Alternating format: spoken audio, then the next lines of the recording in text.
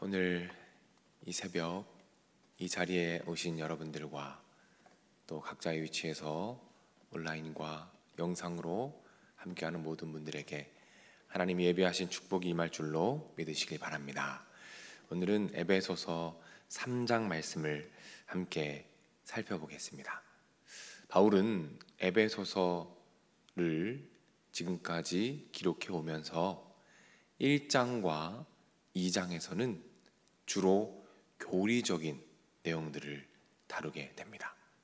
철저하게 교리적인 내용만 다루다가 오늘 본문 3장에 이르러서 굉장히 독특하게도 자신의 이야기를 꺼내기 시작합니다. 그 내용들이 1절, 3절, 4절에 나오는데 제가 필요한 부분만 읽어드리겠습니다. 나 바울이 말하거니와 자신의 이야기를 시작하는 것이죠. 또 3절에 보면 곧 계시로 내게 비밀을 알게 하신 것은, 또 4절에 보면 내가 그리스도의 비밀을 깨달은 것을, 자신의 이야기를 하고 있습니다. 그리고 8절 전체를 제가 읽어드립니다.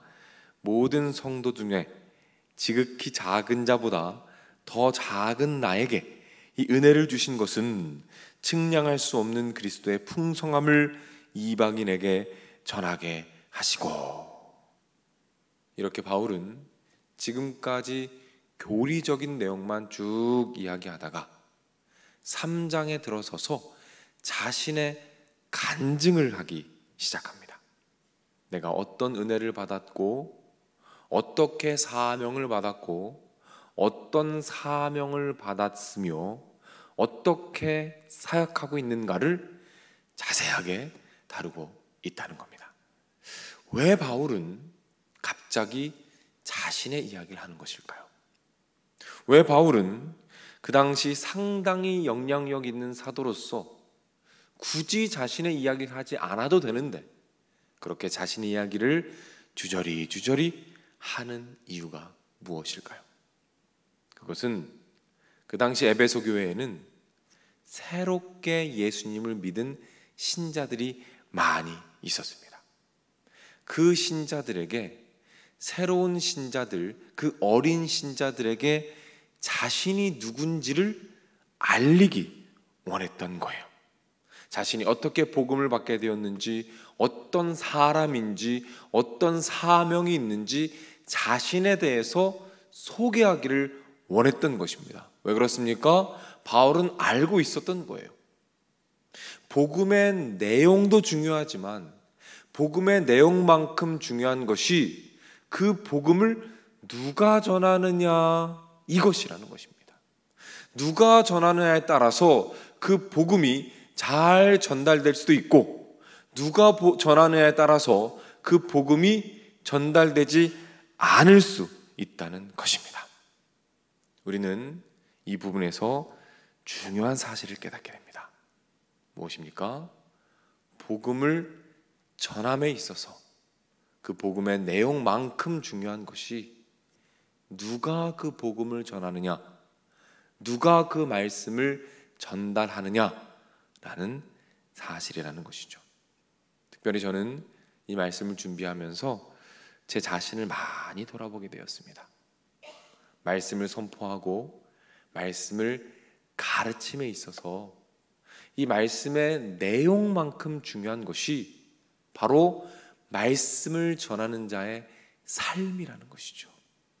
그 삶이 어떠하냐에 따라서 그 말씀이 어떻게 전달되느냐가 좌우된다는 것입니다. 우리 원로 목사님께서 말씀을 전하시고 또 여러 가지 말씀들을 해주실 때 제가 느끼는 것이 있어요. 그 말씀에 항상 힘이 있다는 것이죠. 말씀을 전하실 때, 또 평소에 좋은 말씀을 해주실 때 그 말씀에 항상 힘이 있고 영향력이 있습니다. 그 이유가 무엇일까요? 그 이유는 삶으로 그 모든 것을 보여주셨기 때문이에요.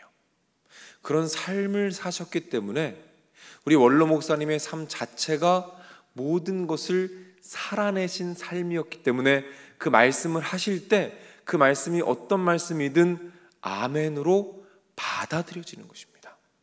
무슨 의미입니까? 말씀을 전하는 자의 삶이 그 말씀의 내용만큼 중요하다는 사실을 깨닫게 되는 것입니다. 사랑하는 여러분, 우리는 이제 예수님의 향기를 나타낼 수 있는 사람들로 변화되었습니다. 우리는 이런 특권을 가진 자들로 변화된 것입니다. 이제 우리는 그 특권을 누리며 살아가는 삶을 살아가는 것이죠. 오늘 이 자리에서 기도하실 때 이렇게 기도했으면 좋겠습니다. 하나님, 오늘 하루의 삶을 살아갈 때 내가 복음을 담고 있는 그릇으로서 그 예수님의 향기와 복음을 잘 드러내는 삶을 살게 하여 주옵소서. 그래서 나의 삶을 통해서, 나의 말을 통해서, 나의 표정을 통해서, 나의 행동을 통해서 그 복음이 드러나게 하시고, 내가 하는 말이 나의 삶을 통해서 더 견고해지고 더 드러나고 더 신뢰받는 삶을 살아서 많은 영혼들이 나를 통해 예수님을 만나게 하시고 예수님께로 돌아오는 놀라운 축복을 더하여 주시옵소서. 여러분 기도하실 때 하나님 응답하셔서 오늘 하루 여러분의 삶이 복음으로 가득한 은혜의 삶이 될 줄로 믿으시기를 바랍니다. 기도하겠습니다. 하나님, 오늘 바울은 말씀 가운데 자기 자신을 소개합니다. 자기 자신이 어떤 은혜를 받았고 어떻게 사명을 받았으며 어떤 사명을 바라보며 살아가는지 자세히 이야기해 줍니다. 이 모든 것이 믿음이 연약한 자들에게 자기 자신의 삶을 보여줌으로 말미암아 자신이 전한 복음과 말씀이 더 견고하게 세워지기를 원한다는 사실을 보게 됩니다.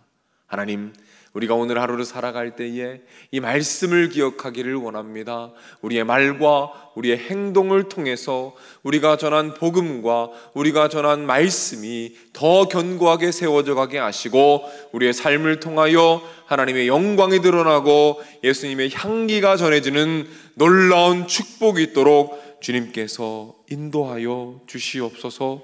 소중한 기도의 제목들, 간구의 제목들 하나님 응답하여 주시고 아름다운 기적의 삶이 삶 가운데 아름답게 열매 맺도록 주님께서 인도하여 주시옵소서.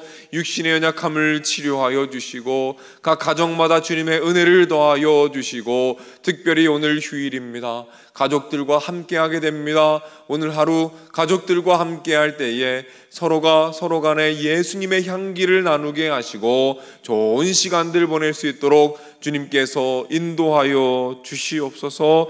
하나님, 특별히 이 나라를 위해서 기도합니다. 하나님께서 사랑하시는 대한민국 주님께서 지금까지 지키셨습니다. 수많은 위기와 어려움 가운데 하나님께서 지키셔서 지금까지 이끌어 주셨습니다. 하나님, 지금에도 많은 문제와 어려움들이 있습니다. 주님께서 기억하여 주시어서 하나님께서 이겨갈 수 있는 힘을 더하여 주시옵소서. 특별히 위정자들을 주님께서 붙잡아 주시옵소서. 그 무엇보다도 백성들을 사랑하며 국민들을 사랑하며 나라를 진심으로 걱정하는 위정자들이 되게 하시고 하나님의 원리, 성경의 원리를 깨닫고 실천하는 귀한 위정자들이 되도록 주님께서 인도하여 주시옵소서. 한국의 교회들을 주님께서 붙잡아 주시옵소서. 한국의 목회자들을 주님께서 붙잡아 주시옵소서. 다시 일으켜 세워 주시고 함께 하셔서 낭망하지 않게 하시고 좌절과 절망 중에도 소망을 바라보게 하시며 이 어려운 때에 주님께서 이 교회들을 세우신 이유와 목회자들을 세우신 이유를 분명히 깨닫고 각각의 사명을 최선을 다해 감당할 때에 한국교회를 통해서 이 대한민국이 다시 한번 일어서며 하늘의 빛을 바라볼 수 있도록 주님께서 인도하시고 함께하여 주시옵소서. 하나님, 드려진 귀한 예물들이 있습니다. 그 예물 위에 하늘의 은혜를 더하여 주시옵소서. 모든 말씀 예수님의 이름으로 기도드립니다. 아멘.